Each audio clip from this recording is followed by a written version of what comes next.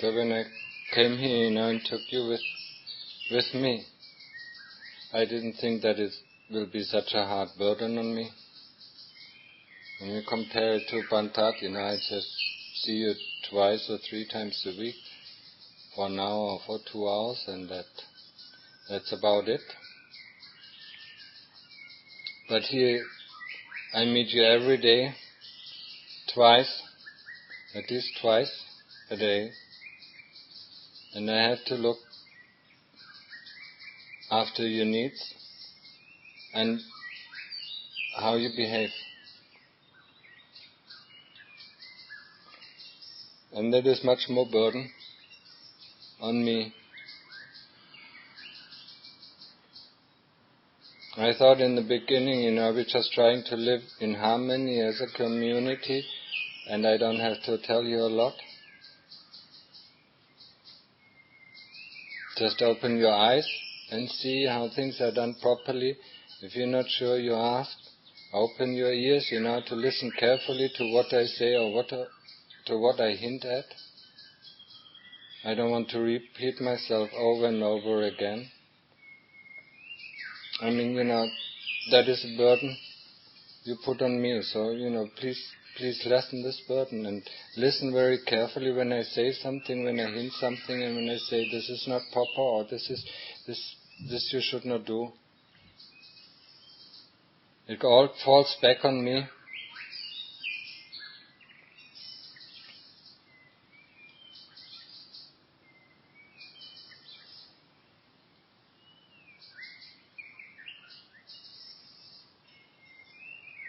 And last night I did receive a scolding.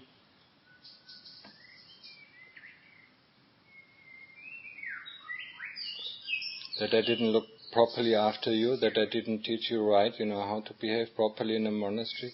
And that is, even if it's an empty monastery, it still is a monastery. It's a place of reverence, it's a place of worship. So people come here, Thai people come here, these Thai people built this place. They offered it to the monks. And they come here, when they come here, now they pay respect to the Buddha Rupa here, to the Buddha statue here in the Sala, and to the Buddha statue up in the cave. That's where they brought it, and that's where they worship it. But they are not the only ones that worship it.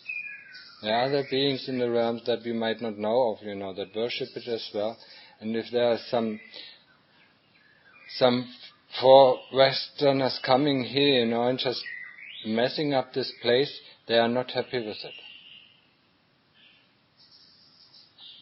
And it seems, that it happened because I was a little bit lax, that you just, because of not knowing, it doesn't matter what, or because I didn't teach you properly, that you messed up this place. So, yesterday I told you already a little bit, but today I will go more into detail. It all comes back to the basic. Before we even start our practice, before we start meditation, we have to fulfill 3 requirements. And that is the requirement of respect, it's a requirement of gratitude, and it's a requirement of generosity. These are the foundations before we can even lay foundation on our practice. And the foundation of our practice is Sila, Samadhi and Panya. That means the 5 precepts. And for you it means that when you are here, I do ask you to keep the 8 precepts. And that means no eating after midday. No wearing ornaments or using perfumed soap or things like that. And no sexual conduct at all. These are the 8 precepts. And samadhi is the training of the mind, to get concentration on one point, be it the Buddha or be it the breath, or be it in the beginning, be it the combination of the Buddha and the breath. And then once we get a little bit of concentration, we can start the way of wisdom. But if our primary foundation is not good enough, then we will fall back then whatever we do in the field of Sila, Samadhi and Panya, will not have good fruits. And the first thing is respect. We are here in a monastery. Although, I'm pretty much leisure, I'm not really asking much. Because I don't want to ask. If people don't have to respect, then just, find somebody else who will respect. It's not me, that you respect, but it's a role that I'm playing. It's a role of a monk that can be venerated. That's why it's called venerable. You normally address each other as venerable. When the people come, they address us, the lay people address us as venerable. When my mother heard it the first time, she said, "Why are you better than me?" I said, it's just a simple reason. For the last 13 years, or since I am a monk, or even before, I trained my heart to become clean of the unwholesome things. And I trained my wholesome things to develop, so that my heart gets cleaner. That's why I'm a venerable at that. That's why people, venerate me, or can venerate me, because I try to reduce the evil things in my heart, and I try to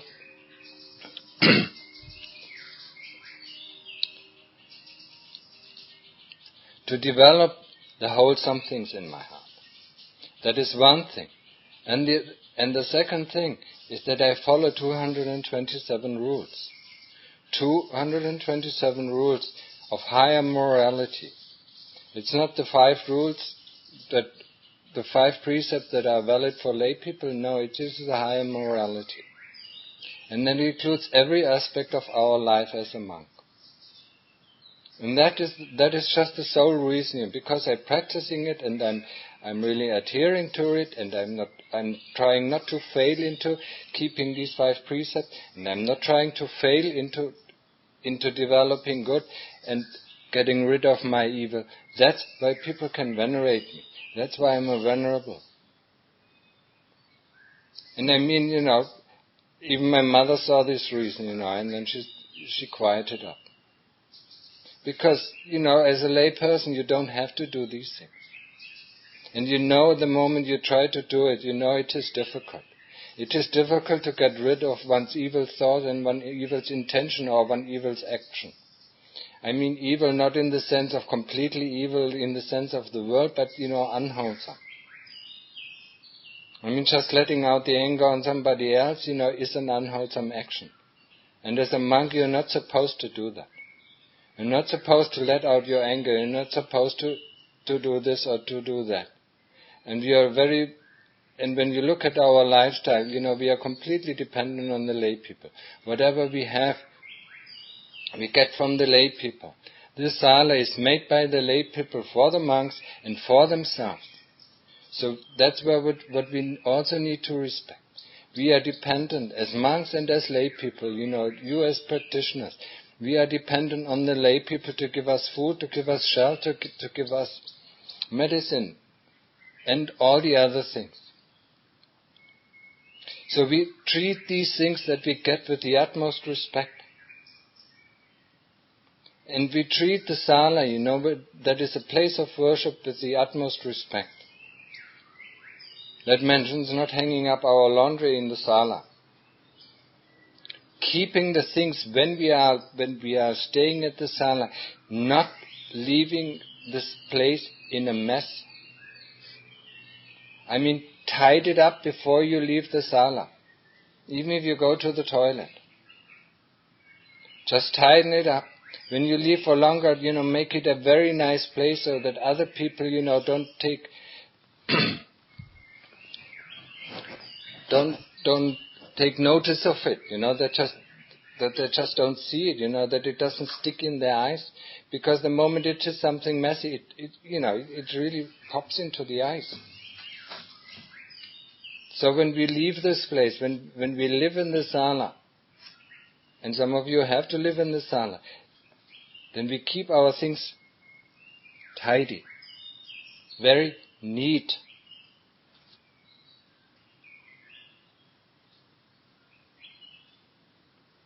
And one thing, we never put up in the sala are socks and underwear and shoes.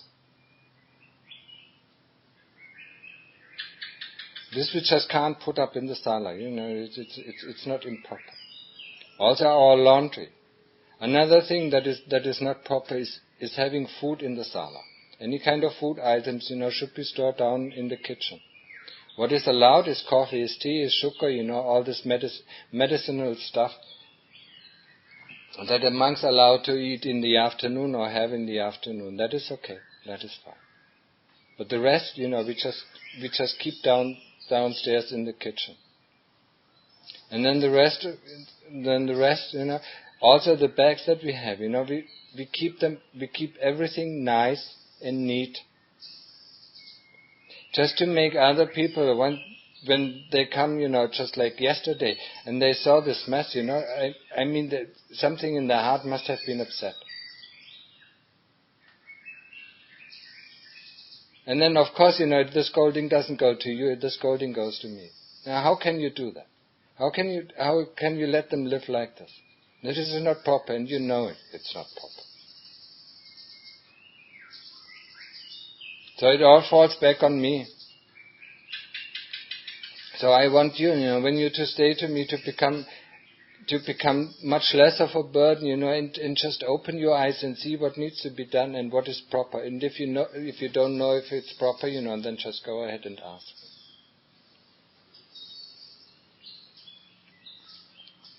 I said I'm a burden, you're a burden for me. But I took it up, I want to help you in your practice. I want to help you develop the meditation. So I took you with me. Actually not knowing, that this is such a burden. And I explained you that, the disciple is the burden of the teacher and the teacher is the burden of the disciple. You know that a monk, just cannot handle things by himself. Whatever goes into his mouth needs to be offered. So the things that are here, the things that are given to the monk, you can use it. I don't mind it, and that is just a common practice also in Bantad. But just be mindful that everything has to be offered back to the monk. So the monk received it and he gives it to the lay people. To have a share in it, and I don't mind to share everything that we have with you. Everything that includes, candles or incense or whatever. Or mosquitoes nuts, whatever, It means coffee or tea or whatever. I'm happy to share with every one of you. But just put yourself a little bit back and think about the needs of a monk. Normally when we live in Bantad, we do have our own separate ways, where we can store things, and they are only available for the monks, so that we don't have to bother the lay people. But when I come here with you, that is too much of a hassle. So I want to share everything that is here with you. So then please take care of me as well, Look after me, Don't think about yourself, I don't want, I just want to drink water, So the monk just gets water drink. Even if there is coffee and tea that is offered by the lay people, or there are some orange juice, or there are some other things, that were offered by the lay people. Because you think only of yourself, you don't even get the idea that maybe he wants something. If I don't want it, I just let you know. I don't need it, water is just enough, or just the coffee is enough, or this is enough.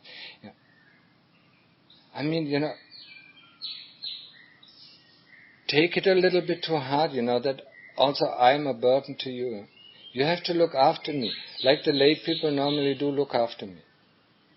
They look after me, putting food into my bowl.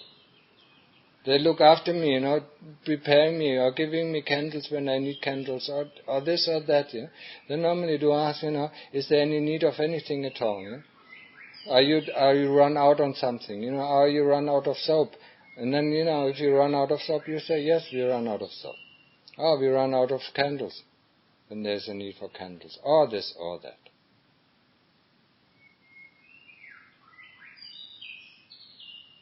So it is, I suggested, in the beginning I didn't want to, but things have become otherwise.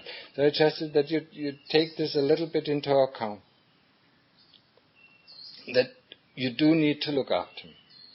In the ways, of hot drinks or whatever, whatever their medicinal stuff is here. Not just thinking about yourself, I want this, and when you want this, you bring it up. If you don't want it, you don't bring it up. Or if you want it, you drink it. And if you don't want it, where am I?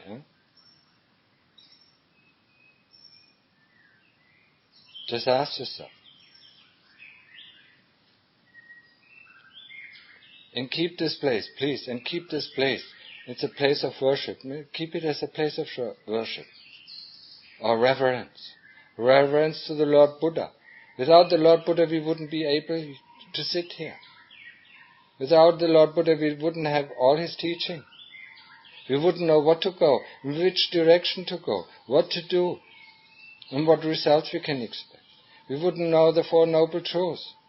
We wouldn't know the truth of dukkha. We would not know the truth of the origin of dukkha. We would not know that there's an end of dukkha. We just would live in our heap of misery. And we wouldn't know the way to go. The path of sila, samadhi and panya. So people, even if they can't go this way, that at least they like to, pay respects to the Lord Buddha. So that in the next life they might go on the path of practice. They might go on the path of sila, samadhi and panya. Or they may study the teachings of the Lord Buddha. That's why they pay respect in this life. Or that's why they give, they see, that the monk's life is a holy life. And it is a holy life. Just think about it, lots of lay people just can't do it, live a holy life in this sense. When you look at our rules, our life is very, very, very restricted. Especially the moment it comes to the world, it is completely restricted. We're completely dependent on the help of lay people. However, if it comes to practice, it's completely open. There's no restriction at all. We can do 18 hours of practice, or 20 hours of practice, or even 24 hours of practice if we want. We can do practice in a cave, we can do practice in a monastery, we can do it on the top of a mountain, or in the middle of the forest, or just in the open. Wherever we want, we can do practice. The practice of samadhi, the practice of walking meditation, or the practice of sitting meditation. That is completely open. But in the needs of the body, we're completely dependent on the lay people. So I do want you to consider that a little bit. Living with me together like this is different from living together with me in Bantat. In the forest monastery of Bantat, everything is already set out. It's a monastery for monks. And they're living a lot of monks together. So there you don't really have to do it. But here, just, me as one monk, you have to do it. If you're not there, then it's something different. The coffee and the tea, and the hot water I can boil myself. So there's no need. But living together as a community between lay people and monks, it is, you have to take some responsibility. And also, if lay people, there are not many lay people are coming up then, because it's quite steep and the people don't like it. But sometimes lay people come up then just give them the space, to worship the Lord Buddha. Don't forbid anything. It's their place, they built it. Maybe not they personally, but the lay people built it for themselves and built it first for the monks, but also for themselves. You see the lay people, coming down in the sala, down in the village. They come and pay respect to the Buddha. They pay respect to the Dhamma, and they pay respect to the Sangha. So this is one thing, this whole topic all turns around respect. Generosity is the ability to give a part of oneself, or to give material things, or to give service. It doesn't matter. That is generosity. Are we willing, how far are we willing to go? Or does this go too far, or that go too far, I don't want to do it.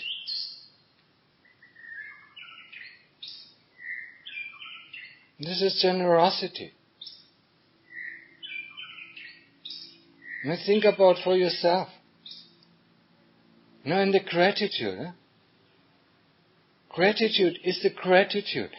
First of all, it starts with the gratitude towards our parents who raised us for 18 years without, we didn't pay them anything to raise us.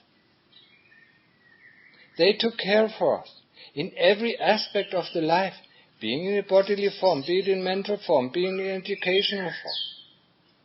And then the teachers in our schools, if we appreciate it or not, they try to teach us something. They tried us to teach the ways of the world, just like our parents, the ways of the world. And then come other teachers. Some of them we pay them, but still we need to be grateful to them, because they took us on. They taught us.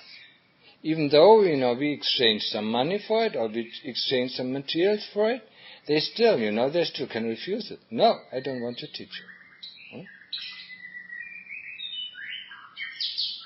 And the spiritual teachers, they don't charge you anything, they just take you on and guide you on the way. Guide you to the way to your own happiness. If it's a spiritual teaching in the line with the Lord Buddha, it's the way to your own happiness. And it is, as I said, it is quite a burden. My own practice doesn't go on. Because all the moment, all these 2 weeks, and I do have to look after you more than I thought that I would. I thought, maybe once in a week I give you a talk, but that just doesn't seem to be enough.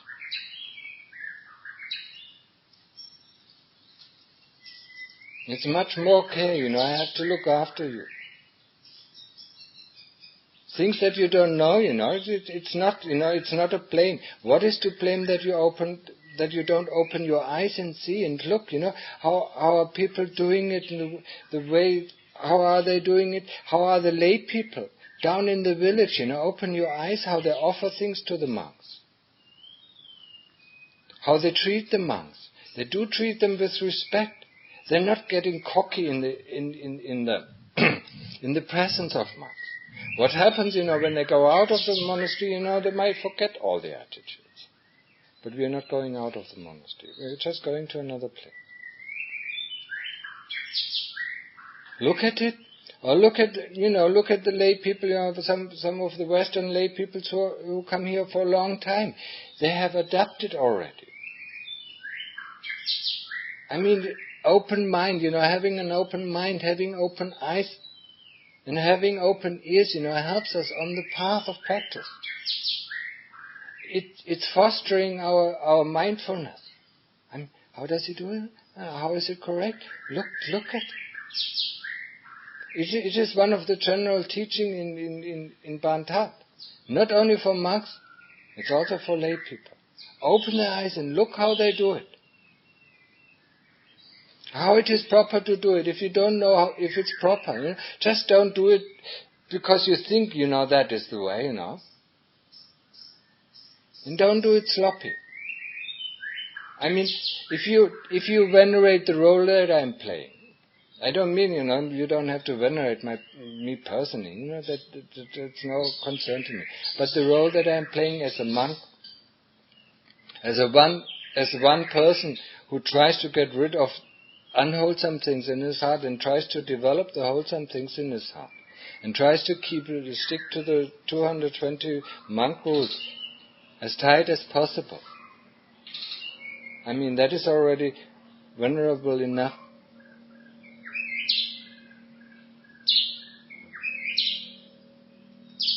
So I lost my step.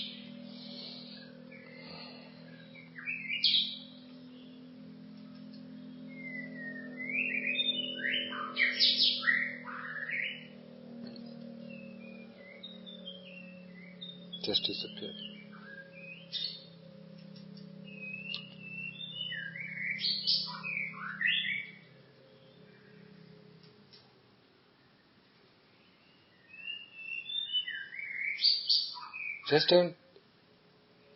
Just don't get sloppy with your attitude.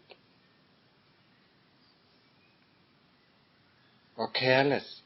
I mean, sloppy or careless.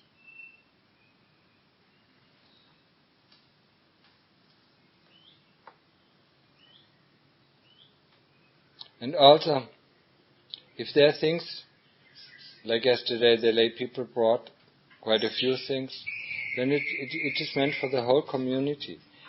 If people down, if the Ajahn down in the Wat gives you things, then it's for the whole community. Just don't take it on, just for yourself. It doesn't mean that you don't want to share it, but, leave it in the common place. And the sala is the common place for all the things, Whoever needs something, can take something from there. If you need it, just take it from there. If you run out, just let me know.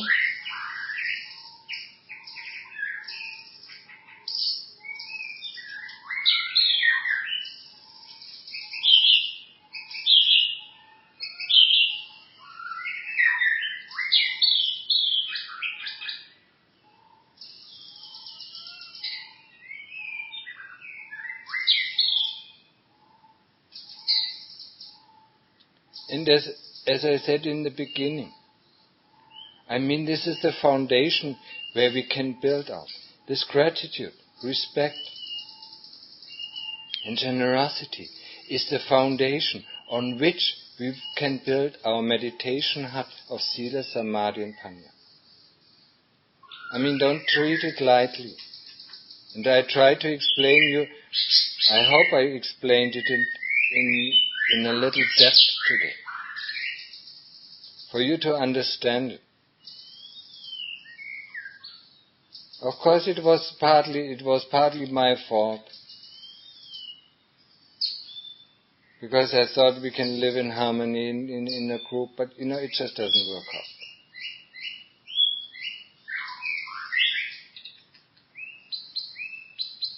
So, please take these words to your heart, and from now on, keep the sala, at least the sala, and also your hut. They are not only beings, they are not only human beings, but there are other beings, they look at you. I forgot it when I invited you this place. So just keep your things even neatly in your hut, where you are, in your meditation hut or meditation cave or meditation place. Just don't be careless anywhere.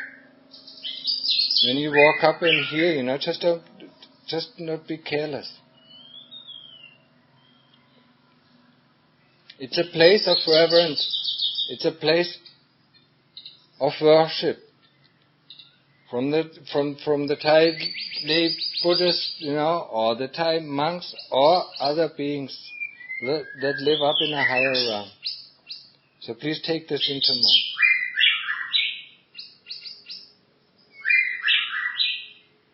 And with this I end the talk.